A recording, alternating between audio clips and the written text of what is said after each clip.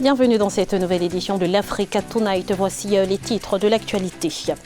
Du multilatéralisme et des solutions concrètes pour faire avancer la paix dans le monde. Tel est l'objectif du Forum de Paris sur la paix qui s'est ouvert ce mardi en présence de nombreux chefs d'État africains. C'est le moment d'investir en Afrique, a déclaré le président de la Banque africaine de développement, Akinwumi Adesina, lors de la deuxième édition du Forum africain de l'investissement, événement qui rassemble à Johannesburg près de 2000 décideurs venus de 109 États. Et puis l'érosion côtière constitue une menace sérieuse pour le Togo. Pour renforcer la résilience des populations exposées, 11 sous-projets communautaires vont être financés à hauteur de 1,2 milliard de francs CFA. La deuxième édition du Forum de Paris sur la paix s'est ouverte ce 12 novembre à la Villette, en périphérie de la capitale française. Face à la menace terroriste, l'enjeu est de trouver des solutions transversales pour converger vers une paix durable dans le monde. Plusieurs chefs d'État, dont Paul Biya du Cameroun ou encore Félix Tshisekedi de la République démocratique du Congo, ont fait le déplacement. Voyez ce reportage de Gladys Mwamba et de Paul de Singwe, nos envoyés spéciaux sur place. La deuxième édition du Forum de Paris sur la paix s'est ouverte ce mardi 12 novembre. Un forum consacré à la paix, à la gouvernance mondiale et au multilatéralisme. Le président camerounais Paul Biya, qui participe à cet espace de concrétisation de solutions pour la paix, a mis en avant toutes les actions entreprises ces dernières années pour renforcer la paix et la cohésion sociale au Cameroun.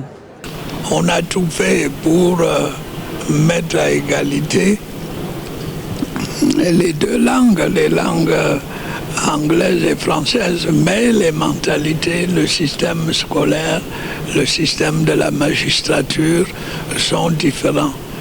Nous avons donc eu des conflits qu'on est en train de résoudre en ce moment pour conserver à la partie de mon pays qui était sous colonisation britannique un statut spécifique, mais il reste dans l'unité de la nation.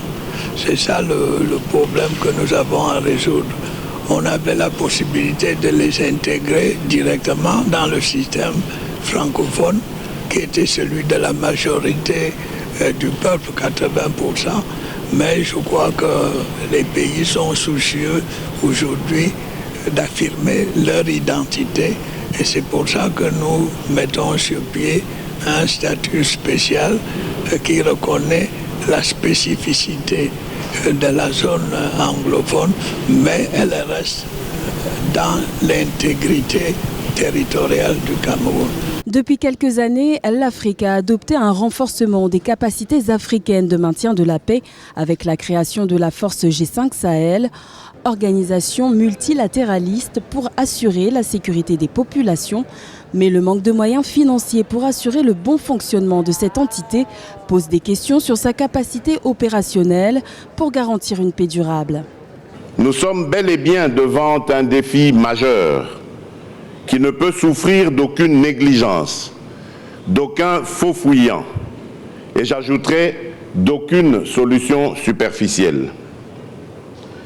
Les guerres, les conflits, le terrorisme dans le monde et l'insécurité doivent cesser. Il suffit de le vouloir ensemble et nous y parviendrons. Car il y va de notre responsabilité commune et l'histoire nous jugera. Le rôle de l'Afrique est primordial dans la stabilité mondiale. Le continent africain étant le deuxième le plus peuplé de la planète et ayant le potentiel nécessaire pour devenir un maillon important de solutions, l'Afrique est le continent le plus touché par les attaques terroristes et conflits armés depuis 2015, d'où la nécessité de converger vers des valeurs transversales et multilatérales. En Guinée, le calendrier proposé par la commission électorale est validé. Dans un décret rendu public ce lundi, le président Alpha Condé a fixé la tenue des élections législatives au 16 février 2020. Une annonce qui intervient alors que le pays est en proie à une vague de manifestations pour faire barrage à un éventuel troisième mandat du président guinéen.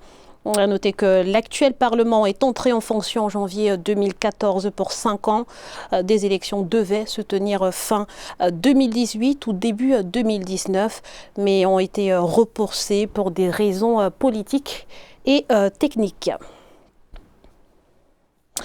Et à quelques kilomètres au nord, en Guinée-Bissau, la situation reste confuse. Le Conseil de sécurité de l'ONU a appelé ce lundi les militaires à rester à l'écart de la crise politique que traverse le pays, tout en insistant sur le respect du calendrier électoral et donc sur la tenue de l'élection présidentielle le 24 novembre comme prévu.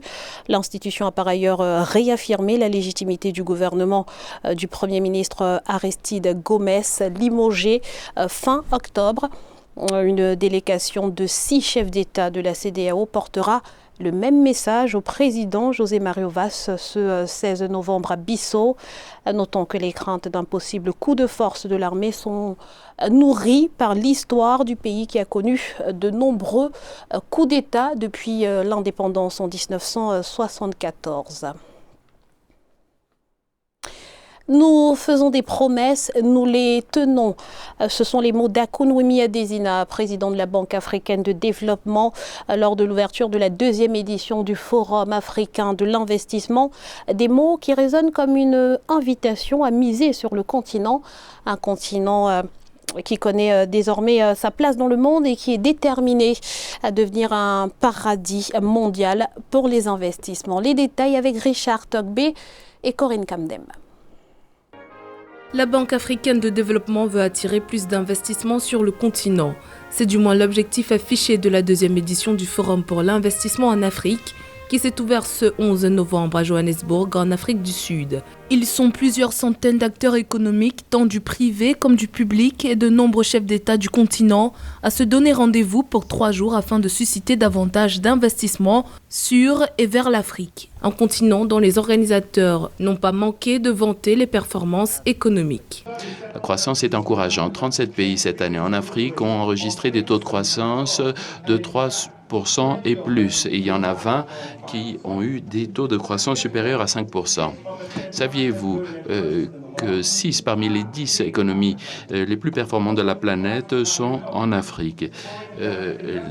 Les cours de matières premières augmentent. Les investissements directs étrangers ont augmenté de 11% cette dernière année, alors que l'augmentation était de 4% en Asie et une chute de 13% à l'échelle mondiale. Alors l'Afrique a beaucoup avancé, mais elle doit faire davantage. Il faut donc plus d'investissements dans les secteurs productifs que sont les infrastructures, l'agriculture et l'industrie. Et c'est ce à quoi s'attelle le Forum pour l'investissement en Afrique, qui se veut un cadre de co-garantie et de cofinancement des projets bancables. L'année dernière, quand nous sommes tous réunis ici aujourd'hui, dans cette même salle, nous avons obtenu des intérêts pour des investissements pour des marchés supérieurs à 37 milliards de dollars en moins de 72 heures. Beaucoup de progrès ont été réalisés avec les intérêts qu'ont suscité ces investissements. Des équipes dédiées qui ont travaillé d'arrache-pied pour clore ces transactions. En marge de cette 2e édition du Forum pour l'investissement en Afrique, plusieurs accords ont déjà été signés, dont lui fixant le cadre légal pour la mobilisation du financement de la construction du pont route-rail Kinshasa-Brazzaville, évalué à 459 millions de dollars. La stratégie de lutte contre le travail des enfants commence à porter ses fruits en Côte d'Ivoire. Entre 2012 et 2019, près de 8000 enfants ont été sortis des plantations cacaoyères, selon le ministère de la Femme et de l'Enfant. Un résultat obtenu grâce à l'engagement ferme des autorités. Aïssatou Baré. Selon les autorités, entre 2012 et 2019, Près de 8000 enfants ont été sortis des plantations cacaoyères en Côte d'Ivoire. Ce résultat est imputable aux nombreuses actions mises en place par les autorités en faveur de la lutte contre le travail infantile.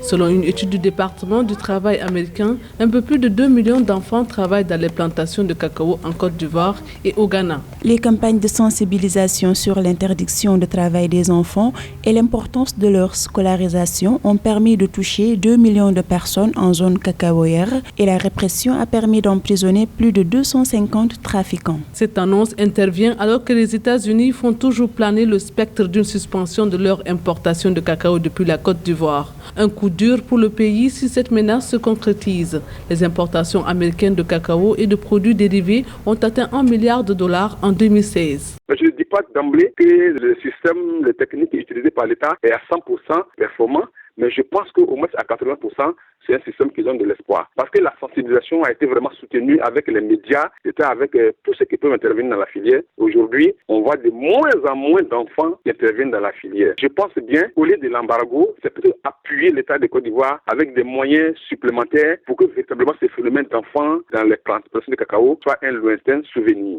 Une équipe des douanes américaines pourrait se rendre en Côte d'Ivoire pour effectuer des enquêtes. Rappelons que le pays a mis en place une nouvelle stratégie pour un coût global de 76 milliards de francs CFA pour éradiquer définitivement le travail des enfants dans les plantations. Dans le reste de l'actualité, le verdict est tombé à 2h30 du matin. 22 manifestants algériens ont été condamnés à 12 mois de prison, dont 6 fermes pour atteinte à l'intégrité du territoire national. Après avoir arboré un drapeau berbère, le parquet avait requis 2 ans de prison et 100 000 dinars d'amende pour l'ensemble des accusés. La défense, de son côté, avait plaidé l'acquittement, alors que certains considèrent le drapeau berbère comme la représentation d'une identité culturelle. D'autres le voient comme un symbole qui menace l'unité de l'Algérie. Le jugement des autres prévenus est attendu dans les prochaines heures. Inondations, pollution, gestion des déchets et érosion côtière coûtent cher au Togo. 310 millions de dollars plus précisément, selon une étude sous-régionale de la Banque mondiale. Pour renforcer la résilience des populations exposées à ces risques, 11 projets communautaires vont être financés à hauteur de 1,2 milliard de francs CFA. On fait le point tout de suite avec Amen Eddy.